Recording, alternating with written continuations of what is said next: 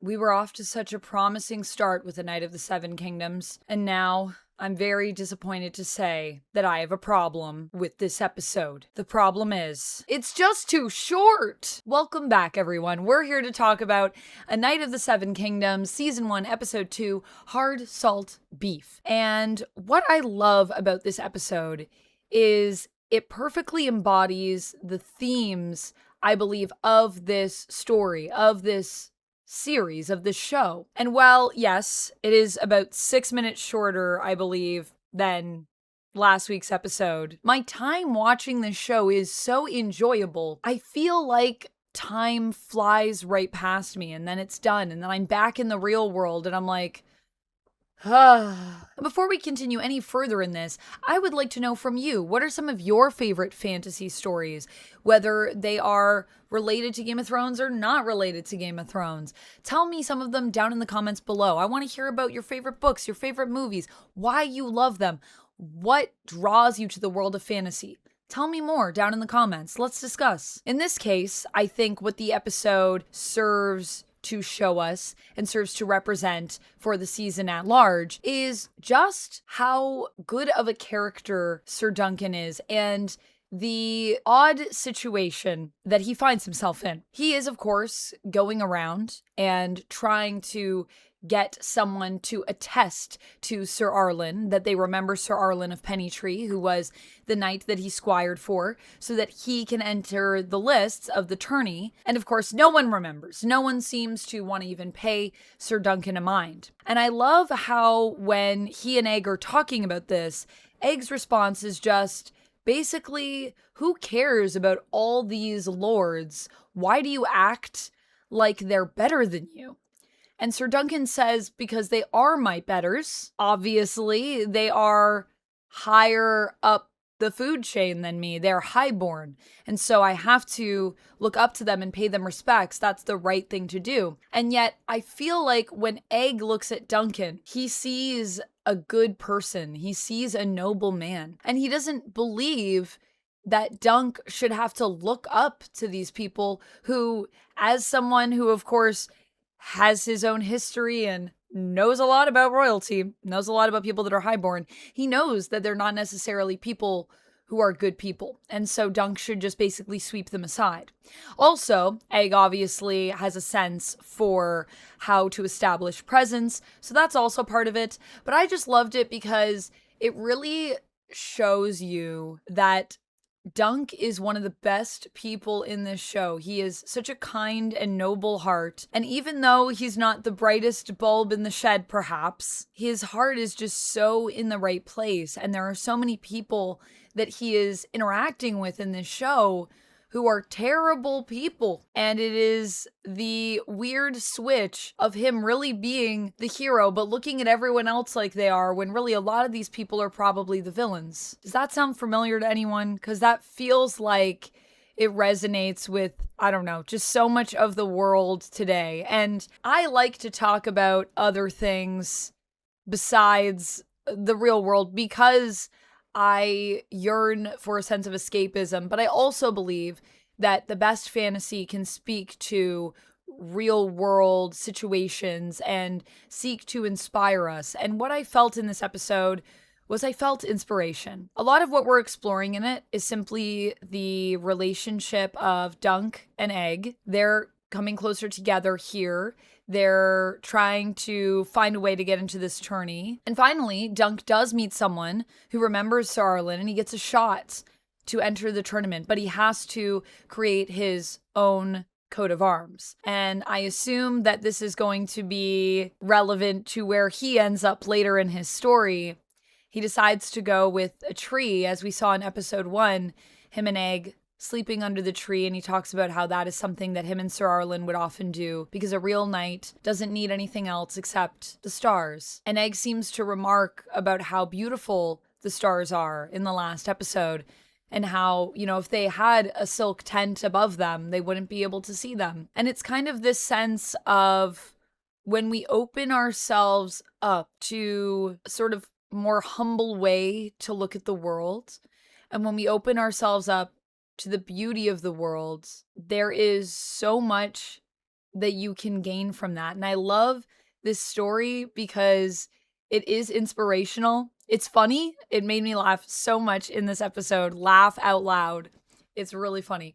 But it also is like really heartwarming. It's very unique. I really have never seen a Game of Thrones show like this. I need to go and read the novellas clearly because I haven't read. And yeah, this is just such a great story. But then it also ends with kind of this brutal scene that is also odd because it just made me think about jousting. Every time I see jousting done on screen, it makes me think that we did that. We used to joust. Like before we had YouTube, that's what we did, you know? People went out.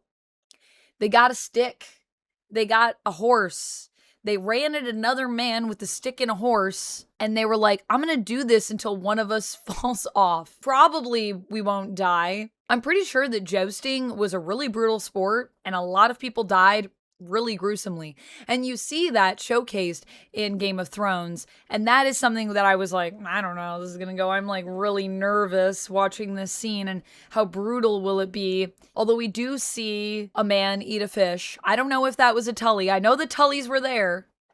Seems like a weird Tully thing. But I just love how the end of the episode, while being so uplifting, kind of ends with this moment of violence and this moment where Dunc realizes I squired for a hedge knight who really never proved himself. And so now it is up to me to sort of prove that Sir Arlen wasn't just some guy, that the fact that everyone doesn't remember him kind of isn't fair because what he did was he instilled good values in me. And maybe he wasn't a great knight, but I'm going to be the best knight possible because I'm his legacy and I'm going to live up to that. I'm going to exceed that in a sense. And I just thought it was a really well-paced episode, meeting lots of different characters who I'm sure are going to come back into play. I also loved Tanzil, who we meet, and I already feel like I'm really going to love this relationship that's bubbling here. It's super cute. I love how Dunc remarks on Tanzil's height being perfect, and she's like, for what? And he's like, for puppeting? I don't know. Where were we going with that? I don't know, but I just love the idea of them both being these really tall individuals, where for Dunc, it's like considered to be this thing that everyone's like, whoa, that's a tall guy. He must be a big, strong guy. And for Tanzil, her experience as a woman, everyone making fun of her for being so tall. All of these characters are just so quaint, and that is something I really love about them. Everything feels so humble and so grounded. Much more real, I think, than Game of Thrones has honestly ever felt, because it feels like we're also diving into just some of the dark sides of the time period, even though it is fantastical. And obviously this is a world where dragons exist, so it's not historical, but there are historical elements to the world building in Game of Thrones and parallels that you can definitely draw between real medieval life. And what I love is that we also get to explore the nitty-gritty of what everyday life would have been living for people in this time period, and how they didn't have these glamorous lives, and yet it's not really about that. It's about, what do you stand for? You don't need to have a glamorous life to have a meaningful life, I guess. I just really love that this episode is building up a lot of the relationships. And I would say that's what the episode is really doing, and representing a lot of the oddness of Dunc being this upstanding figure and yet having to look up to everyone else because he doesn't see the value in himself, and the fact that he is way better than so many of the people that he's talking to because he is an honorable person and so many people are not. He gives them this power over him that technically they have because they have lands and they have men at arms and they have horses and money and all of these things. But at the end of the day, his character is more rich than any of them.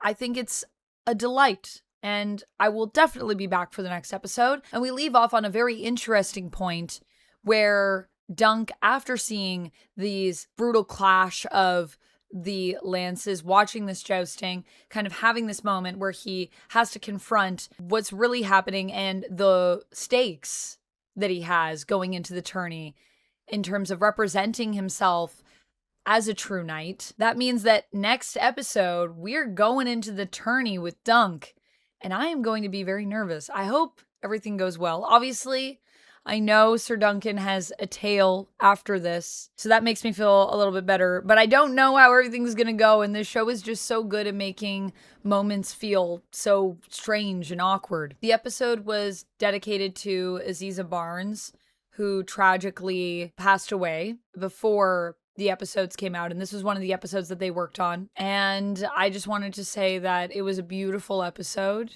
and I am sad to hear that we lost one of the writers for this amazing show, because I do think this writing is something precious and something unique, and it deserves to be celebrated as the art that it is. Just wanted to give a little shout out, because whenever I notice stuff like that, I look it up and I'm always like, oh, we lost an amazing talent, I feel. Anyways, not to leave it on too much of a sad note, but yeah, it is sad, especially when I looked it up. It's very sad. So hopefully we will have more amazing episodes to look forward to. I am very nervous for the next episode. I hope everything goes okay. I'm sure it's going to be very awkward and very frightening and very funny and all of the things that I love about this show thus far. That's all I have for this one. Thank you so much for watching this video, and thank you to everyone who has just taken the time to check out this content, because I really do love the Game of Thrones universe, and I was really excited about this project, and I'm so glad that so far I'm absolutely loving it. And I'm so happy that I get to keep talking about it. So thank you for watching this, because it's because you guys watch these weekly reviews that I'm able to do more. And I cannot wait for the next episode where we can talk about more of the tourney and what will happen. That's all I have for this one. I'll see you in the next one. And until next time, friends, as always, stay nerdy. Bye!